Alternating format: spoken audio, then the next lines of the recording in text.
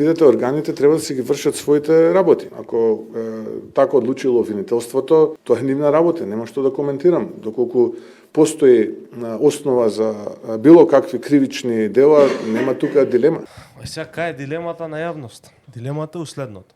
Човекот за кој што ти не сакаш да коментираш е Изет Меджити. Тој е човекот на кој што ти му даде ноншалантно карт бланш поддршка уште во првиот круг за да стане градоначелник на општина Чаир. Тој човек во тој момент за него се водеше истражна постапка за повеќе од 150 дивоградби изградени на територија на Чаир. Таа мапа која што ја гледате доле, че оригиналот е направен од Европски тектонски обсерваторски систем. Значи тоа е еден голем систем кој што се состои од повеќе државни, национални институции, невладени организации кои што ги собираат сите информации за тектонските движења или опасности на европскиот континент. Тоа е институција која што е многу релевантна, кредибилна и така натака, што значи дека податоците кои што произлегуваат од таа институција се релевантни, треба да не загрижат. А треба да не загрижат заради тоа што ние имаме во Чаир 150 дивоградби, кои што при некој посериозен земјотрес, не дај Боже, може да станат и да не речам што. Значи тие 150 дивоградби, колку луѓе живеат? Просек нека се по тројца. Тоа се 25.000 луѓе. И ние имаме председател на влада кој што вика не, јас сум против тоа. Против рушење на Мојата филозофија е да се гради. Што? Дивоградби кои што представуваат ризик по животот на илјадници луѓе. Ама што правиме ако не дај Боже, не дај Боже? Што правиме тоа? Или вие што се надевате дека нема да има земја?